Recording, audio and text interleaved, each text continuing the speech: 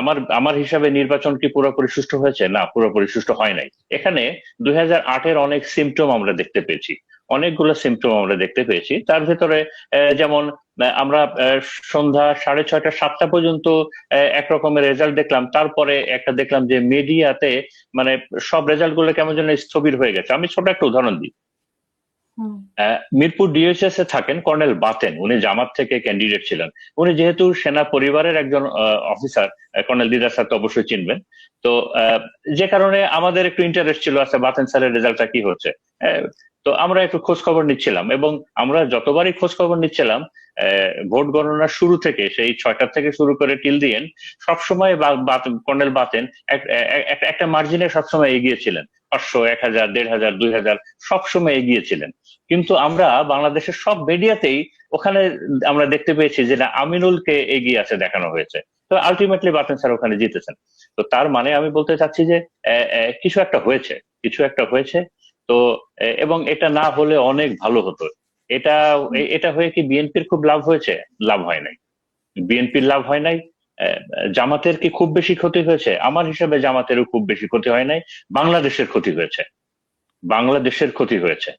কারণ আহ, এই যারা এই কাজটা করেছে তারা বাংলাদেশের ক্ষতি করেছে। তো এখন আমি আহ, এই যে চ্যালেঞ্জগুলোর বিষয়ে কিছু কথা বলতে চাই। এই চ্যালেঞ্জগুলোর ভিতরে আমি বিএনপি কে উদ্দেশ্য করেই বলতে চাই। আমি বিএনপি এবং তারেক জিয়া। করেছে তাহলে কি এনসিপি জামাত কি কিছুই করে নাই? মানে এখানে শুধুমাত্র একমাত্র বিএনপি করেছে? তো এনসিপি তা মানে এখানে যদি আমরা বলি যে সবাই মিলে করেছে, সেরকম বিষয় নাকি শুধু বিএনপি করেছে? না, আমি এটা এই পাল্লাটা আমি বিএনপির দিকেই ভারী। কারণ আমরা অনেকদিন যাবতীয় একটা টের পাচ্ছিলাম, এটা মিডিয়া থেকেই টের পাচ্ছিলাম, বিভিন্ন অনুষ্ঠান থেকেই টের পাচ্ছিলাম যে প্রশাসন এবং অন্যরা অনেক আগে থেকেই তারা বিএনপির দিকে ঝুঁকে গেছে। তো বিএনপির দিকে ঝুঁকে গেছে, এটাও বাংলাদেশের প্রশাসনের এবং বাংলাদেশের সিস্টেমের একটা পুরনো ট্রেন্ড। এটা বাংলাদেশের এই সিস্টেমটা আমরা আমরা মানে এই জুলাই বিপ্লব ভাঙতে পারে নাই। এটা বাংলাদেশের সিস্টেমেরই একটা পুরনো ট্রেন্ড, যে তারা যখন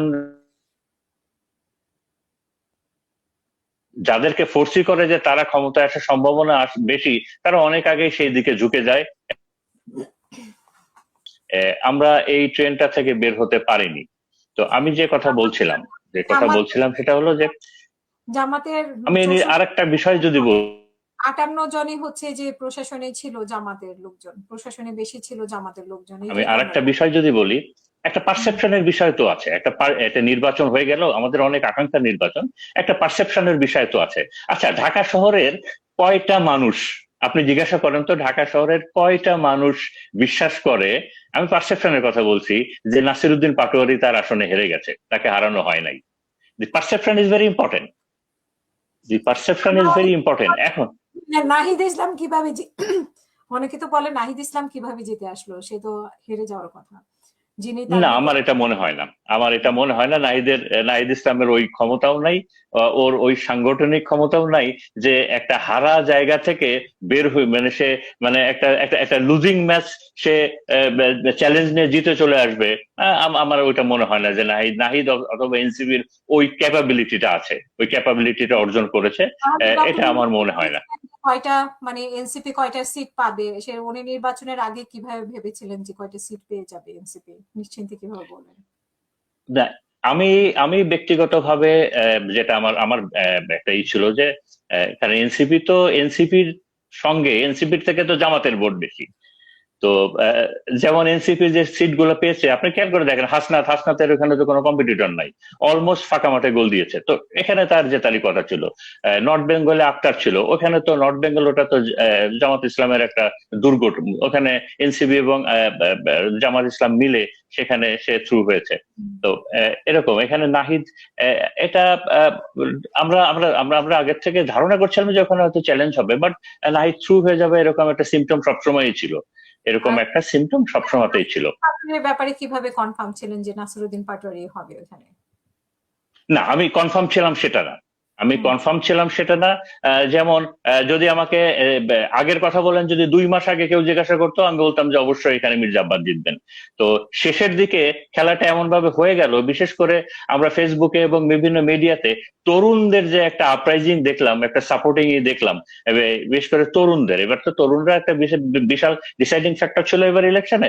তরুণদের নাসিরুদ্দিন পাটোয়ারির জন্য যে একটা বিশাল সিম্প্যাথি দেখলাম, তো তখন মনে হলো যে না, এখানে একটা হাড্ডাহাড্ডি লড়াই হবে।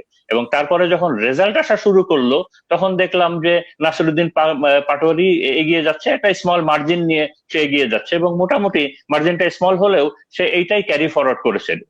এবং তারপরে তো স্টপ হয়ে গেল।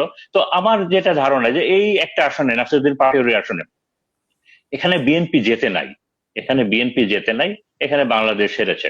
তো এখন আমি যে কথাগুলো বলতে চাচ্ছিলাম যে আগামী নতুন সরকারের নিয়ে, দেখেন কিছু বাস্তবতা আছে যে বিএনপি যদি মনে করে, আমি আমি নিজে ব্যক্তিগতভাবে অসম্ভব শহীদ প্রেসিডেন্ট জিয়াউর রহমান ভক্ত এবং খালেদা জিয়া ভক্ত। তো এবং বিএনপি যদি নিজেকে মনে করে যে না, তারা অনেক আসন পেয়েছে, একটা ব্রুট মেজরিটি পেয়েছে, তাহলে সেটা ভুল করবে। দেখেন, ভোট পড়েছে আমাদের প্রায় 12,77,00,000 ভোটার। এখানে ভোট পড়েছে প্রায় 60% মতো, 7.5। তো এই 7.5 কোটির ভোটারের ভিতরে বিএনপি কত পেয়েছে? বিএনপি 4 কোটি ভোটারেরও কম পেয়েছে। তার মানে যদি আপনি হিসাব করেন, প্রায় 9 কোটি ভোটার আপনার তাদের বিষয়ে বিএনপি কে চিন্তা করতে হবে যে আচ্ছা, এই যে 9 কোটি ভোটার যারা বিএনপি কে ভোট দেয় নাই, অথবা তারা বিএনপি কে নিয়ে তাদের ম্যান্ডেটটা তো আমরা পাই নাই। তো এই কথাটা বিএনপি কে মনে রাখতে হবে। এবং আমার আস্থা আছে, তারেক জিয়ার উপরে আমার আস্থা আছে, উনি জিয়া পরিবারের সন্তান, আমার আস্থা আছে। এবং একই সাথে এটাও মনে রাখতে, জি, আপনার মাঝে মাঝে থেমে যাচ্ছে, আমরা আবার শুনবো আপনাকে। আমার মনে হয় যে আমরা শুনবো। আমি একটু হাবিব ভাইয়ের কাছে শুনতে চাই যে হাবিব ভাই, এখন বিএনপি আসলে যে গণভোটটা ছিল, এই গণভোটটা আমাদের দীর্ঘ আকাঙ্ক্ষার একটা গণভোট।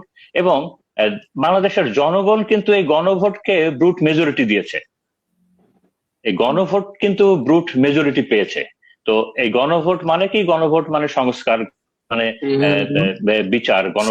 গণভোটের সব থেকে বড় যে বিষয়টা হলো যে আমরা নতুন বন্দোবস্তে যাব, আমরা পুরনো বন্দোবস্তে ফেরত যাব না। তো এখন আমার যদি বিএনপি এই নতুন এই বিপ্লবের পরে এই নতুন সরকারের বিএনপি যদি মনে করে যে তারা সেই পুরনো বন্দোবস্তের দিকে ফেরত চলে যাবে, সেই পুরনো সিস্টেম তারা কন্টিনিউ করবে, তাহলে ভুল করবে। এবং আমার আশা বিএনপি সেটা করবে না।